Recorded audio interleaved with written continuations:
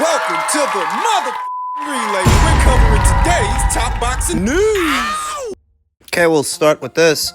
What is the technical decision draw in the Caroline Dubois versus Jessica Kamari fight ruled a technical draw because there was a clash of heads that opened up a cut on Jessica's left eye. I believe it was her left eye. I believe she's lucky this fight only lasted 2 rounds because she was in a bad way from the start. Knocked down early, knocked down very early in the fight, weathering the storm, powerless to get Caroline Dubois off of her as she blows down upon her. Told you, Jessica's a decent boxer. It's not that she isn't, but some things just boil down to physicality. One fighter being a better physical specimen than the other, and that was Caroline, who was so fast, so sharp, so strong, so much stronger than Jessica Camara. The damage she sustained in just those 2 rounds, she looked like she got hit by a car. With a badly swollen right eye and a gaping cut over the left in just 2 rounds. We all saw what direction this fight was going, ruled a technical draw because of the cut, because it was as a result of a clash of heads, and because the contest lasted less than 4 rounds. So it's not a loss on Jessica Kamara's record, and I suppose that means she gets to hang on to her WBA gold title a while longer because she didn't lose the fight. She looked like she was going to. So important about a WBA gold title. That's so long as Jessica Camara has it, she may at some point be elevated to full WBA champion. To my knowledge, Katie Taylor still hasn't dropped the WBA title at 135 pounds, but at some point this year, she's going to. And when she does, Jessica is in a pole position to be elevated to full champion. She didn't lose today. Not on paper. Though she was so obviously overpowered, and so long as she has that WBA gold title, she may be able to make some things happen. As far as Caroline Dubois, immediately after the fight, she made it clear and she made it known she wants Terri Harper next. Terri Harper, newly crowned WBO champion. Terri Harper, who caught wind of Caroline Dubois' call-out, thanked her for it, and made sure to wish her a happy birthday. Cheeky. Terri Harper is very much stuck between a rock and a hard place because she's surrounded by some very dangerous girls, very dangerous fighters. Caroline Dubois, who called her out earlier today, and Beatrice Ferreira on her own side of things. They both want her, and being honest, they both beat her. Whether it's Beatrice Ferreira at Matchroom or Caroline Dubois at Boxer, if Terri fights either of those fighters, she loses. She loses again, she gets stopped. And I've been a fan of Terri Harper for many years, even before she joined Matchroom, though I have to call a spade a spade. I don't like her chances against either of those fighters. Caroline has her in her crosshairs. Questions as to whether or not she's going to get her. People at Boxer would really have to make it worth Terri Harper's while. They would have to pay to play in order to make that fight happen because Terri can stay on her own side of things and rack up defenses of her WBO title. They have no leverage. They can't force Terri to fight Caroline Dubois. All they can do is make an offer and see if she bites. Dangerous fight. Caroline is really coming into her own, entering her prime and becoming more vocal about what she wants. I only wish that she kept the energy for Beatrice Ferreira that she now keeps for Terri Harper. But she knows, like I know, like you know, if there's anybody in that division that can give her a run for her money, it is Beatrice. And that's why she don't call out Beatrice the way she calls out Terri. In any event, she had a great showing earlier today. The predictions stuck, more or less stuck. I felt that she would be able to overwhelm Jessica Camara, overpower her. That's very much what she did. Even though on paper it was ruled a draw, you saw what direction this fight was going. So, congratulations to Caroline Dubois. I text that ass again. Tell them boys to give me 150 M's. I'm coming. You know what I mean? When I start streaming out that, yeah, talking that, stop it, knock it off, cuz. Stop it. Tell them to send that bag, and I'm coming. And I'm, you know. That is Gervonta Davis expressing his interest in a Ryan Garcia rematch for an estimated $150 million that no one is offering him for a rematch that no one is asking for. Because if you saw that fight between him and Ryan looked like a deer in the headlights. He looked out of place. He was never in that fight. Who does Gervonta Davis expect to give him $150 million? Turkey Alalshikh. Turkey, who has very big plans for this year, a wish list of fights that he would like to put together, very big ones, and this was not one among them. Why would it be? It's over. Gervonta Davis knocked out Ryan Garcia. That's it, and that's all. Why would we need to see a second fight? And if Gervonta won that fight by way of knockout, why is he asking for a rematch? Because he's a coward. He would never have that kind of energy for a Shakur Stevenson fight. He would never ask for that fight with that same vim and vigor, or a Devin Haney fight for that matter. He's never been interested in fighting those two guys. He's more interested in fighting someone who he fought already, beat already, because he's that big a coward, that comfortable. There's a social commentary there about the lack of situational awareness. To make a demand like this openly, it does take a gross lack of situational awareness, and how Gervonta Davis has reached a point to where he's comfortable doing this is because of the enablers, those who put him on a pedestal for no other reason than they feel he is a reflection of who and what they are. But what is he? A degenerate. And a coward. And thus he only appeals to other degenerates and other cowards. He's kind of like that guy who's always coming to my page whenever I make a video about Clarissa Shields, getting upset that I'm pointing out the facts. He doesn't want me to do that. He wants me to put her on a pedestal for no reason other than the one or two things they might have in common. Conveniently skirting around all of the talking points and all of the facts of the matter, the facts that are being pointed out, because he doesn't want to address them. He can't. Instead demanding that I give Clarissa her quote-unquote props and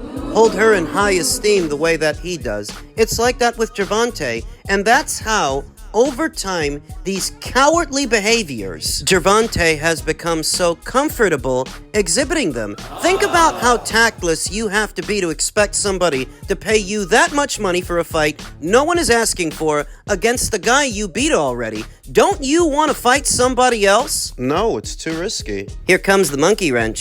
Turkey Alalshikh is a boxing fan. You understand that. He's a boxing fan like me and you. The fights that he's putting together are the fights that are most difficult to make, the very good ones. He's not just handing out blank checks to boxers to have their pick of the litter. I wonder how bad Gervonta Davis would want that rematch with Ryan Garcia if he has to have it under different circumstances, because Ryan's not getting down to 135 or 140. He can't make those weights. So if you want him, you might have to move up. And that's if Turkey even entertains you. I've never seen him express any interest in paying for a Ryan Garcia versus Gervonta Davis rematch. Why would we need to see that again? Well, if you want an audience with Turkey and you want to do some business with him, make a super fight, I think he's willing, but not for that one. Maybe a Shakur Stevenson fight. Do you have that energy for a Shakur Stevenson fight? That willingness? If you don't, just stick to your plan and retire. Retire this year. Ain't that what you said you're gonna do? I mean, if he want to retire with the career that he got, then go ahead and do whatever you got to do. So I disagree with it. I think it's soft, but that's on him. Do you still think that fight's possible? I know he might have a break after that fight with Lamont Roach, but do you feel like you guys could fight 2025 or 2026? I ain't gonna lie, I ain't into chasing people around. I mean, if he's willing to fight, I'm ready to fight, and I think it should happen. But I ain't gonna lie, I can't sit there and chase you and then, you know, he could try to make it seem as though I need him, and I don't need him. So Gervonta seemingly playing hard to get when he's hard to want. It's simple. There are fights out there that people want you to have. Those are the fights you don't want to have. And if you don't want to have them and you're not gonna, go ahead and retire. We don't need you. Stick to the plan. You started off this year saying you wanted to get away from all this. Do it. Just do it! Go away, because I don't think Turkey's going to pay you a fortune to play it safe. Neither are the fans. People are not buying pay-per-views in the same abundance that they used to, so for that, you might as well retire. Pack it up. It only gets harder from here on out. Men's cruiserweight news. Jai Opataya, Eddie Hearn, and Matchroom's expansion plan down under in Australia. It's big, isn't it? Said Eddie Hearn of a potential offer by the Australian fight scene. I've got to be honest, I walked in today and I thought, fucking hell. Hearn was talking at the ceremonial weigh-in for Jai Opataya and David Naika, attended by both public and media at the Gold Coast Convention Centre in Queensland. The promotion was Matchroom's first. since October of 2022 in a territory they've seen the value of for even longer. Opetaia vs. Naika was a co-promotion with the Australian-based Tasman Fighters, and on March 22nd in Sydney, they will stage George Kambosos Jr.'s first fight at 140. Liam Paro, Brock Jarvis represented the first venture of Matchroom and broadcasters DAZN into the Australian market before Hearn agreed co-promotional terms with Tasman Fighters for Opetaia, Justice Hooney, Tara Moana Jr., and Connor Wallace. Their success with Paro, Sky Nicholson, Dempsey McKean, and others had largely come overseas. For all the promise of Opetaia vs. Naika, a crowd of 5,000 attended their entertaining shootout. For a perspective, a crowd of 5,000 is roughly the same size audience you get at the Hulu Theater in New York City if you sell it out. Decent-sized crowd. Australia's leading fighter was fighting in his home country for the first time since July of 2022,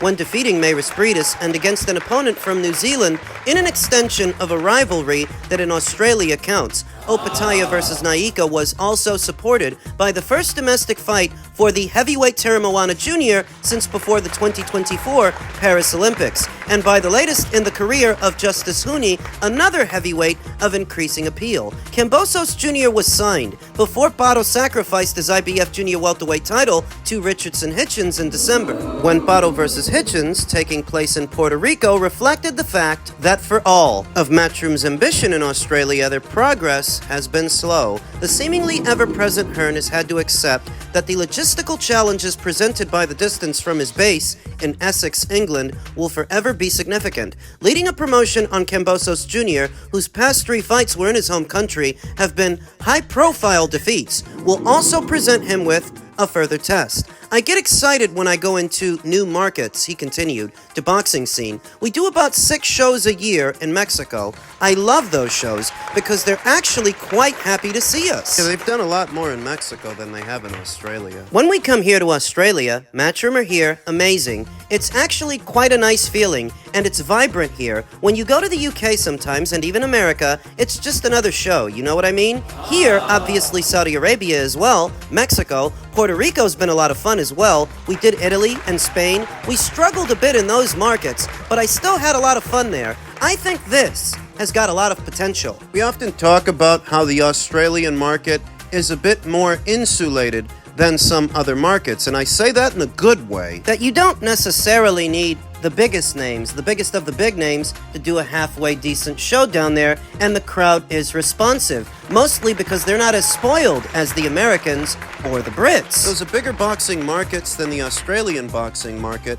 Those fans have higher expectations. This global vision, you see a lot of other promoters saying we're going to take it global, but I've been doing it for 5 years. This is only our 2nd show in Australia, and now we're going to do 2 shows within 2.5 months. With Kambosos in Sydney, we want to do at least 4 shows here a year, and I think it's a great market, I really do. They understand their boxing. See the turnout. I think there's a lot of potential. Hearn has been frustrated in his attempts to attract investment from the Australian government in a title defense for Paro against Kambosos, Devin Haney, or another opponent. There had been existing plans to feature Sky Nicholson, Justice Hooney, and potentially even Johnny Fisher, the English heavyweight so popular in Australia. Nicholson and Fisher instead fought on undercards in Saudi, as Opetaia and Hooney have also previously done.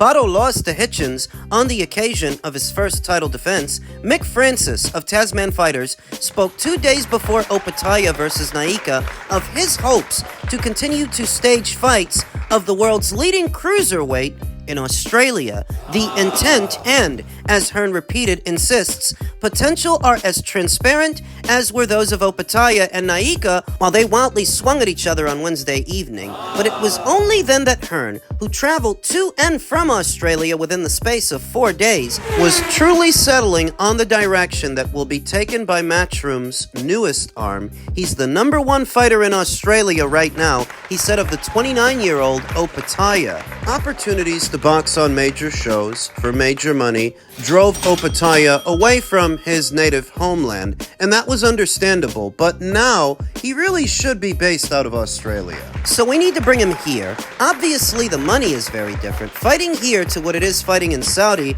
and that's what they're interested in, but he buys into this opportunity to fight here. It's a different kind of pressure, to be fair. I don't think it's going to be easy. Sometimes I found with AJ as well, AJ's best performances have been in Saudi, and then you start to think, has it got anything to do with when he fights at Wembley in front of 90,000 and he's in London all week getting pulled around left and right and center? It'll be interesting to see how Opataya does here. The problem with attracting investment from the Australian government is they want time. They want a 9-month lead time, and in boxing that's so difficult to do. A 3-month lead time is difficult to do. It's quite frustrating. I met the guys from Queensland this week. I think they are looking for massive fights. But what is a massive fight? A massive fight is like Tim Tszyu against Terence Crawford, or maybe Kambosos versus Gervonta Davis. They want, like they did with Devin Haney, like they did with Vasily Lomachenko, and for them, the way they measure value is incoming visitors internationally, so sometimes an all-Aussie fight doesn't carry the same value as bringing a big international name. A massive problem for Australian boxing, and that's why you find a lot of Australian boxers migrating abroad, like the top ones. You saw Tim Tszyu eventually go over to America and train over there. Sky Nicholson left. You just can't get sparring. The Australian boxers want to fight internationally and train internationally, but you've got to be good enough. It really brings you on. What I'd like to do is make it a bit more of a vibrant scene here, but the problem is bringing opponents in, bringing sparring in. It's really difficult. I still think Bato against Kambosos is a big fight. Liam will be back around April time, and then see if the Kambosos fight can happen later in the year. Within minutes of the conclusion of the latest victories in the careers of Huni and Teramoana, Hearn, who oversaw Anthony Joshua's ascent to the world heavyweight title, was extolling their ability to follow in Joshua's wake. For all of their promise, it remains difficult to predict with any conviction that they will be even close to as successful as Joshua. But unlike with Opataya, who established himself as the world's leading cruiserweight by so impressively resisting a broken jaw to defeat Breedis, they are fighters Hearn has started to work with before they have moved into contention to challenge for titles. They are prospects, smaller features within a considerably wider project, and will need to consistently become main event attractions if the combined efforts of Matchroom and Tasman are to succeed. Massive, Hearn responded when asked how valuable they are to his plans. Massive. We don't have a massive heavyweight stock outside of AJ. Huni is already top 15 in the world, and as far as I'm concerned, I think he's actually got a lot of potential. But also, Teramoana's a serious fighter. Serious.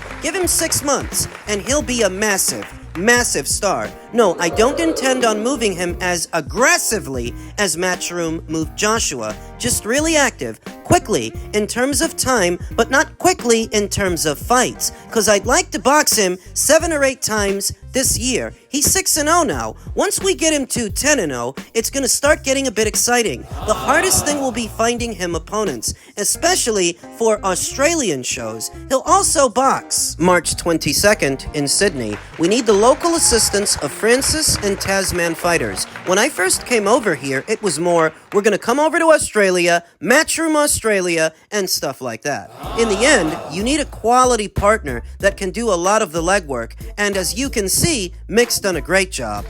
Hearn is perhaps conditioned above all else to the resistance he will encounter as he attempts to further Matchroom's expansion, where once, as an inexperienced promoter in the UK, he attempted to compete with the Hall of Fame inductee Frank Warren, and in the US to rival PBC, Top Rank, and Golden Boy, established giants. There is the reality that the Fox Sports-backed No Limit have long been, in Australian terms, the biggest game in town. There is also the reality that regardless of Opataya's success and Tim Tszyu's successive and damaging defeats in 2024, he's loyal to No Limit. Tszyu's also been fighting at a very high level, said Hearn. DAZN have just started, really. Now, their potential acquisition of Foxtel, the owners of Fox Sports, is going to be really interesting. But Fox is a great broadcaster. At the same time, I think DAZN has got a good foothold. They did big numbers, particularly for Fury versus Usyk as well, so they've got a platform. Kambosos will just keep going.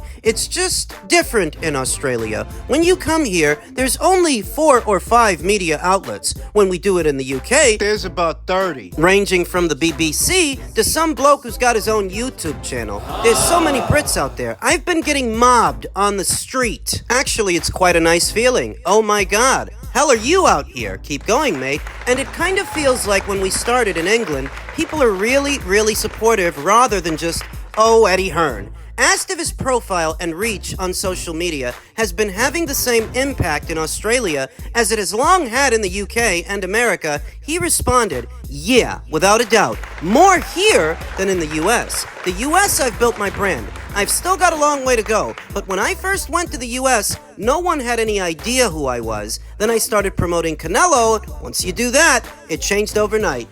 It's ambitious of Matchroom to endeavor into the Australian boxing market that is considerably smaller than the UK market or the US market, but that has its perks. It's a bit more intimate. The crowd is a bit more receptive since they're not used to getting big-time boxing. To really tap into this thing, though, you're gonna have to do shows there with some regularity. The frequency of Matchroom shows in the region will directly affect the branding. The name recognition. That bit of it doesn't change whether you're in the UK, the US, or Australia. The more people see you, Your brand, your shows, your fighters. the more ground you gain, though, relying on the Australian government to assist you in this effort. Progress has been slow. What's different now is DAZN acquired Foxtel, and that's a well-known broadcaster down there. That's a bit of a game changer, that. It's a recognized brand. I imagine that might help them to progress in the region more so this calendar year than they have in any previous year before it. We'll see.